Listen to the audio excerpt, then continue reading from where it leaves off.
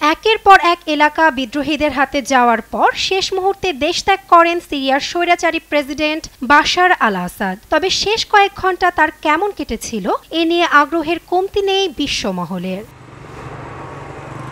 এবার শেষ মুহূর্ত নিয়ে মুখ খুললেন আসাদ। রাশিয়ায় পরিবার নিয়ে রাজনৈতিক আশ্রয়ে যাওয়ার পর প্রথম বিবৃতি দিলেন তিনি। টেলিগ্রাম চ্যানেলের এক বিবৃতিতে বলা হয়, প্রথমত সিরিয়া ছাড়ার কোনো পরিকল্পনা ছিল না আসাদের, এমনকি যুদ্ধের শেষ মুহূর্তেও দেশ ছাড়েননি তিনি।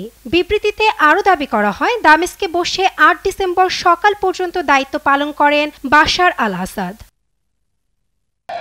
তবে সোমবার প্রকাশিত এ বিবৃতিতে দীর্ঘ শাসনের বছরগুলো নিয়ে মোটেও ক্ষমাপ্রার্থী ছিলেন না স্বৈরাচারী নেতা, বরং বরাবরের মতোই নিজের সাফাই গিয়েছেন তিনি। বিদ্রোহী গোষ্ঠীকে জঙ্গি আখ্যা দিয়ে তিনি বলেন, জঙ্গি যোদ্ধারা রাজধানীতে প্রবেশের সঙ্গে সঙ্গে যুদ্ধ তদারকি করতে উপকূলীয় শহর লাতাকিয়ার একটি রাশিয়ান ঘাঁটিতে যান আসাদ। এ সময় সশস্ত্র গোষ্ঠী ড্রোন হামলা চালায় এ ঘাঁটিতে। এমন পরিস্থিতিতে ৮ ডিসেম্বর সন্ধ্যায় আসাদকে রাশিয়ায় সরে যেতে অনুরোধ জানায় মস্কো। বাশারের বরাত দিয়ে বিবৃতিতে বলা হয়, দামেস্কের পতনের একদিন পরে এ ঘটনা ঘটে। একের পর এক সামরিক অবস্থানগুলো পতনের পর অবশিষ্ট সব রাষ্ট্রীয় প্রতিষ্ঠান অচল হয়ে পড়ে। এমন অবস্থায় আসাদকে সরিয়ে নেওয়ার সিদ্ধান্ত নেয় Moscow.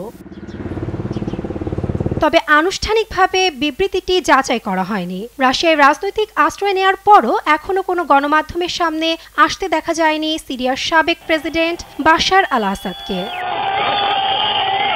Nasrin Akter, news desk, দেশ টিভি।